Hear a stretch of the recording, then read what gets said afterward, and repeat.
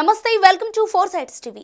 సుమారు 3 కోట్ల విలువైన నకిలీ కరెన్సీని కాకానీ నగర్లో ఎయిర్పోర్ట్ పోలీసులు పట్టుకున్నారు. డెకాయ్ ఆపరేషన్ ద్వారా నకిలీ నోట్ల ముఠా గుట్టు రట్టు చేశారు. 3 కోట్ల విలువ చేసే నకిలీ కరెన్సీ మార్చడానికి 30 లక్షలకు డీల్ కుదుర్చుకున్నారని, 2 నిందితులని అదుపులోకి తీసుకున్నామని డీసీపీ సత్యబాబు తెలిపారు. వారి నుంచి 3 కోట్ల రూపాయల ఫేక్ కరెన్సీ, 3 సెల్ ఫోన్లు, కారుని స్వాధీనం చేసుకున్నామని చెప్పారు. రాజు అనేటువంటి ఆయన భీమవరానికి సంబంధించినటువంటి వ్యక్తి. ఈ భాస్కర్ రాజు అనేటువంటి ఆయన మాత్రం ఇక్కడే గోశాల దగ్గర, అదే కదా పద్మావతి నగర్ గోశాల దగ్గర ఉంటారు ఆయన. ఈయన వెస్ట్ గోదావరి మద్దాల శ్రీని అనేటువంటి ఆయన ఎండగండి వెస్ట్ గోదావరిలో ఉంటారు. ఓకే అండి. ప్రజెంట్ మనం 2 అరెస్ట్ చేసాము. పైన పేర్కొన్నటువంటి 2 అరెస్ట్ చేసాము. గనిరాజు అనేటువంటి ఆయన్ని పట్టుకోవాలి. యాక్చువల్గా ఈ 30 lakhs తీసుకున్న తర్వాత గనిరాజు తన ఫోన్ అటెండ్ కావట్లేదు, స్విచ్ ఆఫ్ చేస్తున్నాడు. గనిరాజుని కూడా త్వరలోనే పట్టుకుంటాం. అది ఇంతవరకు ఇతనైతే భాస్కర్ రాజు అయితే ఫస్ట్ టైం ఇది తీసుకుని మార్చడానికి ప్రయత్నం చేస్తానని చెప్తున్నాడు.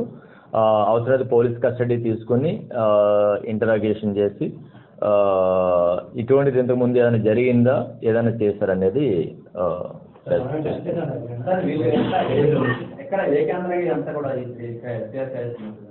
అవన్నీ విషయాలు తెలియవలసి ఉంది.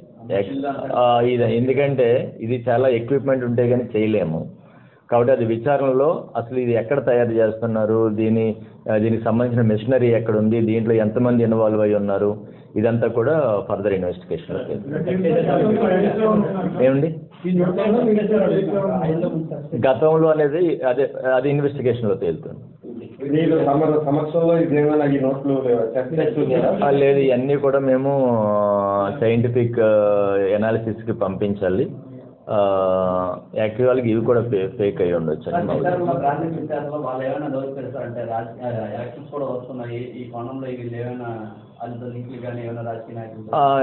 ఎటువంటి రాజకీయ నాయకులతో సంబంధాలు ఉన్నట్టుగా ఏమీ సమాచారం అయితే ప్రజెంట్ లేదు. కానీ కమింగ్ ఎలక్షన్లో అంటే ఏమైనా మిస్యూజ్ జరిగే అవకాశం కూడా ఉంది. కాబట్టి ఆ కోణంలో కూడా దర్యాప్తు చేస్తాం.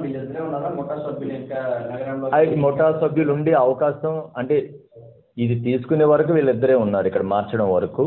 కానీ దీన్ని తయారు చేయాలంటే డెఫినెట్గా చాలామంది ఉండాలి. వాళ్ళందరూ ఎవరనేది కనుక్కుంటాం.